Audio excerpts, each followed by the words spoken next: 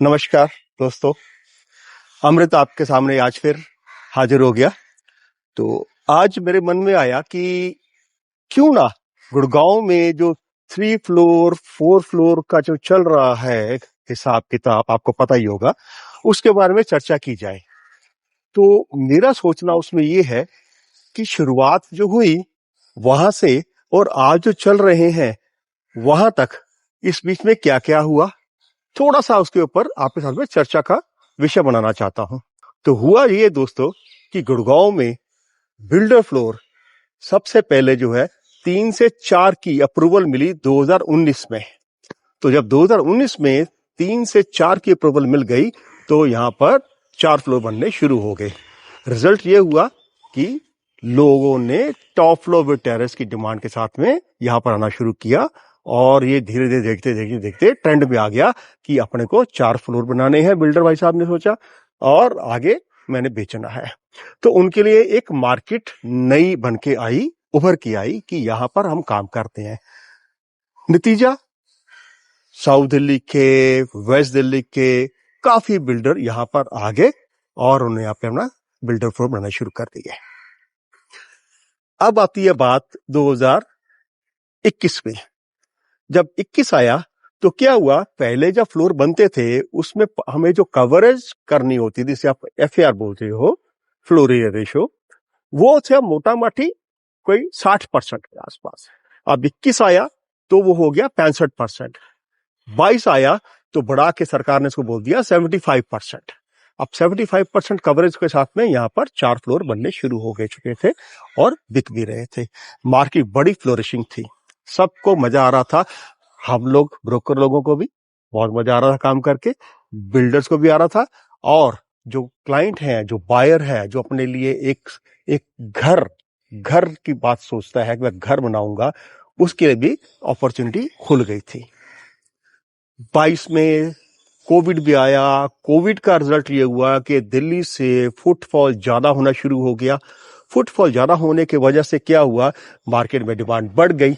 Market demand बढ़ी तो builders ने भी आनंद फानन में रेट बढ़ाने शुरू कर दिए कि देखा भाई यहाँ तो डिमांड बहुत है, सप्लाई कम है, तो भैया रेट तो ऊपर जाएंगे, तो रेट बढ़ने शुरू हो गए।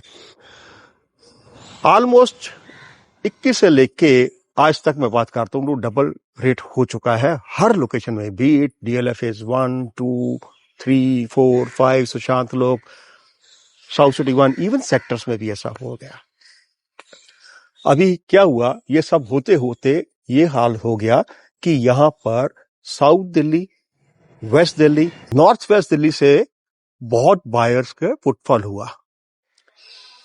अब वो लोग जो बायर ज्यादा बढ़ गए, मार्केट में डिमांड ज्यादा आनी शुरू हो गई, सब लोग दिल्ली से मूव ऑफ करना चाहते थे कोविड के बाद में कि नहीं, हमने बहुत देख लिया, खाली टाइट जगह में रह के हमें खुला खुला एरिया चाहिए। पैसे तो जिंदगी भर कमा ले सकते हैं, लेकिन एक बार जान चलेगी तो वो नहीं कमा सकते। तो इसको सोच को लेके जिनके पास पैसे थे उन्होंने दिल्ली से उठ के गुड़गांव में खुली जगह में सोचा कि यहाँ पर लिया जाए मकान, यहाँ पे बनाएंगे अपना घर। तो आना शुरू हो गए, तो मकान भी बिकने शुरू हो गए, फ्लोर बिक रहे थे, प्लॉट भी बिक रहे थे, पुरानी कोठियां भी बिक रही थी। जिसके पास जितना पैसा उस हिसाब से वो डिमांड करता है। अब उससे क्या हुआ कि गुड़गांव का जो उस टाइम पर इंफ्रास्ट्रक्चर था, पानी को लेके, सड़कों को लेके और बिजली को लेके, लोड एक्स्ट्रा पड़ गया। अब उससे क्या हुआ कि हमारे ही में से ही किसी ने कोर्ट के में अपना एक पिटीशन डाल दिया कि भाई हमारे पास इंफ्रास्ट्रक्चर तो इतना है नहीं, लेकिन लोड बढ़ता जा रहा है, पॉपुलेशन बढ़ती जा रही है, डेंसिटी बढ़ती जा रही है, तो गुड़गांव का जो करंट इंफ्रास्ट्रक्चर है वो उसको मीट नहीं कर पा रहा है। कोई ना कोई दिक्कत चलनी शुरू हो गई, ट्रैफिक जैम बढ़ गए, बारिशों का पानी रुकना शुरू हो गया। पावर सप्लाई का इतना खास इश्यू नहीं था, बहुत साल पहले हुआ करता था, इतना नहीं हुआ उसके ऊपर इम्पैक्ट। लेकिन यस ये हो गया कि हाँ जी, जिस लेन में अगर सपोज कहीं 20 घर थे, उस लेन में अब कुछ नहीं तो कम से कम डबल से ज्यादा हो गए। मैं ये नहीं कहता कि सब फ्लोर ही बन गए पूरी लेन में, लेकिन जब यहाँ पे 20 घर थे उनमें से आधे में तो फ्लोर हो गए, तो भाई 4-4 फ्लोर बन गए, तो मोटा मोटी लेके चलो वो डबल हो गया, वो 20 घर की जगह 40 से 45 घर होने शुरू हो गए, मतलब फ्लोर भी बना के उसकी बात करता हूँ। तो अब किसी ने एक पिटीशन डाल दी कि भाई ऐसा है, और बहुत सारी जो रेजिडेंट वेलफेयर एसोसिएशन हैं उन्होंने इसके ऊपर प्रोटेस्ट भी किया कि फ्लोर 4 जो है उसके हिसाब से इंफ्रास्ट्रक्चर नहीं है, उसको सुधारा जाए, लेकिन कुछ नहीं हुआ, फ्लोर बिकते जा रहे हैं। तो कोर्ट में मामला चला गया जो, तो कोर्ट ने उसके ऊपर पहले एक अपना फैसला दिया कि को अभी फिलहाल कुछ टाइम के लिए फ्लोर बंद कर दिए जाएं। तो DTCP, department of town and country planning, उसको निर्देश दिए थे कि अभी आपने कोई नया भी अप्रूवल नहीं देना है, जिसमें मैं बोलता हूं कि हाँ जी ओसी ही देना है, देना ही नहीं है। तो जिसके जो बन रहे थे वहां पे रुक गया कि पता नहीं ओसी मिलेगा नहीं मिलेगा, जिसका ओसी आया हुआ था उसने 4 बना के अपने बेच के निकल गया। अब जो 4 बना रहा था ओसी उसने अप्लाई अभी नहीं किया था, तो उनको वो अप्रूवल नहीं मिल रही थी। काफी दिक्कतों का सामना भी करना पड़ा, बायर को भी करना पड़ा, बिल्डर को भी करना पड़ा, और हम ब्रोकर लोगों को भी बहुत दिक्कत आई, हमने भी उसको झेला।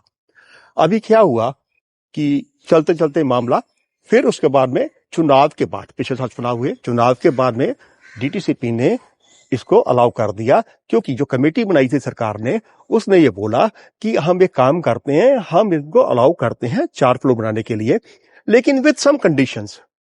वो कंडीशंस क्या थी आप सबको शायद सुना ही होगा। वो कंडीशन ये थी कि भाई 9 मीटर की सड़क के ऊपर आप 4 मंजिल नहीं बना सकते, पहली बात। सेकेंडली, कि अगर आपकी सड़क 9 मीटर से ज्यादा है या 10 मीटर से ज्यादा है और लेफ्ट और राइट साइड में आपके पास प्लॉट्स हैं, वहां बनाना चाहते हो, मेरा मतलब आपका प्लॉट या पुराना मकान लेके उसको डिमोलिश करके नया बनाना है, तो सेंटर में आपका आया, लेफ्ट में और राइट में अगर प्लॉट्स हैं तो आपको दोनों प्लॉट ऑनर से आपको अप्रूवल लेनी पड़ेगी, जैसे बोले एनओसी। तो भाई साहब मेरा सपोज 5 नंबर है plot number, 6 number 7 number plot है, मैं इसके ऊपर अगर बनाऊंगा 4 मंजिल, अगर 9 मीटर से ज्यादा चौड़ी मेरी सड़क है, तो मेरे को अप्रूवल लेना पड़ेगा लेफ्ट वाले प्लॉट ऑनर से, राइट वाले ने। आप भगवान जाने कि भाई साहब ये प्लॉट किसका है, ऑनर कहाँ है, कॉन्ट्रैक्ट नंबर नहीं पता, सेम इधर। तो वो एक बहुत बड़ा क्वेश्चन मार्क लग गया कि भाई ये तो काम खराब हो गया। अब बिल्डर भाई साहब सोचते हैं, वो बोलते हैं ब्रोकर्स को, भैया मेरे को प्लॉट ये दिलाओ जिसमें मेरे को एनओसी साथ में मिले। अब ब्रोकर किससे एनओसी ढूंढे, पता ही नहीं है कि ऑनर्स कौन है, एक तो ये हो गया। तो सेकेंडली क्या हुआ कि सपोज मेरे प्लॉट के लेफ्ट में एक इंडिपेंडेंट घर बना हुआ है, केस नंबर 2 बता रहा हूं आपको, एंड इधर प्लॉट है, तो भी मेरे को दोनों से अप्रूवल लेनी है, एनओसी लेना है।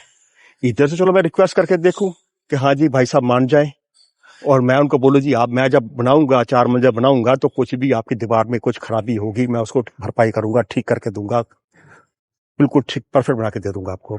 लेकिन ये इधर से अप्रूवल कहां से आएगी, पता ही नहीं है, ऑनर कहां रहते हैं, कॉन्टैक्ट नंबर नहीं पता, ये प्रॉब्लम हो गया। फिर तीसरा कि मान लो दोनों तरफ ही मेरे इंडिपेंडेंट घर हैं, तो भी मेरे को दोनों से लेनी है अप्रूवल। तो कहने का मतलब है कि अगर इंडिपेंडेंट घर है दोनों तरफ या दोनों तरफ प्लॉट है तो एनओसी लेना बड़ी टेढ़ी खीर बन गई। अब बिल्डर्स के बोला कि हमें भैया प्लॉट चाहिए लेकिन हमें चाहिए विद एनओसी, ये हो गया। तो ये सब एक, उससे रिजल्ट क्या हुआ, उसका रिजल्ट ये हुआ जो एनओसी के साथ में जो प्लॉट की वैल्यू आ रही है वो एलिवेटेड आ रही है सेलर की तरफ से। प्लॉट महंगा हो गया वो बोला, क्योंकि एनओसी नहीं लेना है उसको, या कोई ऐसा भी प्लॉट हो सकता है कि कोने का प्लॉट हो, तो उसको कोने का प्लॉट है तो राइट हैंड साइड में कुछ है नहीं तो उसको अप्रूवल नहीं लेना है, लेकिन लेफ्ट हैंड वाले से एनओसी लेनी पड़ेगी अगर प्लॉट है या इंडिपेंडेंट घर है, वो भी इसका इशू हो गया। तो उससे रिजल्ट क्या हुआ एनओसी वाला प्लॉट का कि उसकी कॉस्टिंग ऊपर चले गए, अब और महंगा हो गया फ्लोर। जब भाई मेरा जो रॉ मटेरियल है, जो प्लॉट है, वो प्लॉट ही अगर महंगा आएगा तो मेरी कॉस्टिंग तो और ऊपर जाने वाली है ना, क्योंकि मैं तो एनओसी वाला दे रहा हूं बना के। ये हो गया इशू। अब उसका क्या हुआ मतलब कि मतलब ये हुआ कि बिल्डर फ्लोर बनने बड़े कम हो गए, ठीक है जी। अभी क्या सरकार ने फिर क्या बोला, एक काम करते हैं, इसमें कुछ सोचा जाए। तो ये सब सोच ही रहे थे कैसे करना क्या नहीं करना, तभी किसी ने फिर जाके कोर्ट में अपना पिटीशन फिर डाल दी कि भाई ये जो राइडर के साथ में आपने ओपन किया है 4 मंजिल बनाने के लिए, ठीक है, ये नहीं होना चाहिए। ये आरडब्ल्यू की एसोसिएशन है, उन्होंने जाके वहां पे कोर्ट में बोला कि ये नहीं होना चाहिए, 3 ही रहने चाहिए। तो उसके बाद में क्या हुआ, ये सब चला, डीटीसीपी ने एक सर्वे कराया, कंडक्ट करवाया कि ओके हम देखते हैं कि क्या इश्यू है असल में, जिससे आरडब्ल्यू बोलता है कि हमारा इंफ्रास्ट्रक्चर के ऊपर बड़ा लोड आ रहा है। तो उन्होंने एक सर्वे किया रैंडमली। जब रैंडमली सर्वे किया तो उसमें उनको ये समझ में आया कि काफी सारे बिल्डर्स ने अपने जब बनाते हैं बिल्डिंग, उसमें कहीं ना कहीं रेजिडेंशियल को कमर्शियल में कन्वर्ट कर रखा है स्टिल्ट के ऊपर, या बेसमेंट बनाई है तो बेसमेंट तो एक्चुअली स्टोरेज के लिए होती है, उसमें किसी ने इसको अपना रेंट आउट किया हुआ है, कोई कोई एडवोकेट का ऑफिस है, कंसल्टेंसी सर्विस है, या कोई भी है, कोई नर्सिंग होम, व्हाटएवर जो भी है, ये सब उसमें है। तो उसका इम्पैक्ट तो आएगा ही आएगा ना उस लेन के इंफ्रास्ट्रक्चर के ऊपर, तो पार्किंग का भी इशू रहेगा। तो उनको कुछ कुछ लगा कि जेन्युइननेस है। तो डीटीसीपी ने क्या बोला कि भाई जितने भी हमने सर्वे कराए उसमें से काफी जगह हमें समझ में आया कि लोगों ने वहां पे वायलेशन किया हुआ है as per rules of the state, कि अपने को कितना बनाना है एरिया, कितना हमें छोड़ना है, उसमें वायलेशन है, कवरेज ज्यादा करी हुई, जज बोल दो ऐसा करके। तो क्या हुआ जी, न्यूज में आना शुरू हो गया, पेपर में आ गया, न्यूज में आ गया, सोशल मीडिया में हो गया। मेरे जैसे भाई लोगों ने मेरे को बताना शुरू कर दिया कि भैया ऐसा होने वाला है। क्या होने वाला जी? डेमोलिशन होने वाली है जी। कहाँ होने की जी? DLF1, DLF2, DLF3, DLF4, DLF5, सब जगह होगी, सुशांत लोग सब जगह होगी। सब सोच रहे अब क्या होगा, अब क्या होगा, अब क्या होगा। भाई बहुत सारी जगह पे तो ऐसा है ही जो सर्वे में पाया गया। तो अभी उसका रिजल्ट ये आया कि सब लोगों के घर के पास, जो यहाँ पे सर्वे गए थे, उनके घर के गेट के पास में सामने डीटीसीपी के टीम ने नोटिस चिपकाने शुरू कर दिए। मैंने अपनी आंखों से भी देखे नोटिस, और उसमें कुछ टाइम दिया गया कि आपको शो कॉज नोटिस बोलते हैं कि इतने दिन में आपको रिस्पॉन्ड करना है। अब कुछ लोगों ने रिस्पॉन्ड किया भी, किसी ने नहीं भी किया, ये सब चल रहा था। तो जो मैंने बोला, आरडब्ल्यू एसोसिएशन ने जो बेसिकली पिटीशन डाली थी, तो वो गई, तो उसपे जाके कोर्ट ने ये बोला कि अभी रखते हैं इसको स्टेटस को। क्या मतलब?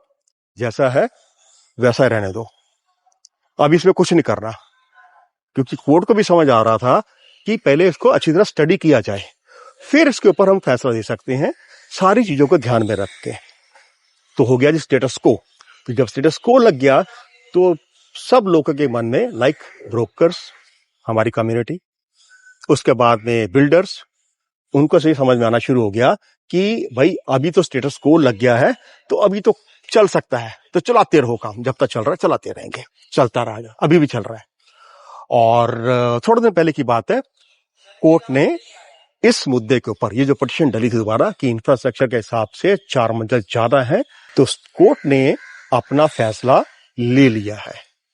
कोर्ट ने फैसला ले लिया है, लेकिन कोर्ट ने अपना फैसला सुनाया नहीं है। अपना फैसला देगी तभी समझ में आएगा कि ये 3 फ्लोर बनेंगे, स्टिल्ट +3, या फिर स्टिल्ट +4। तो भैया let's cross our fingers, let's hope for the best. अभी आने वाला टाइम में बताएगा कि अब 3 मंजिल बनेगी या 4 मंजिल बनेगी। अगर तो बनेगी 3 मंजिल, तो भाई लोग अभी क्या होगा, एक फ्लोर में कम से कम जो कॉस्टिंग बढ़ेगी, मेरे हिसाब से, मेरा अंदाजा है, वो कुछ 16% के आसपास कॉस्टिंग और बढ़ जाएगी अगर 3 फ्लोर आएंगे। तो अगर 4 हुए तो फिर तो नहीं रहेगा, फिर तो मेरे हिसाब से थोड़ी देर के लिए हॉरिजॉन्टल मूवी रहेगी, प्राइसिंग ऊपर नहीं इतने जाएंगे। देखते हैं कोर्ट क्या आदेश देती है। भाई आदेश देगी तो हमें सबको तो मानना ही है ना, तो हमारा संविधान है, हम कहता है कि हाँ जी कोर्ट सबसे ऊपर है, तो मानना है तो मानना है। बाकी देखते हैं क्या होता है। फिर दोबारा मिलूंगा आपको, तब तक आप नमस्कार।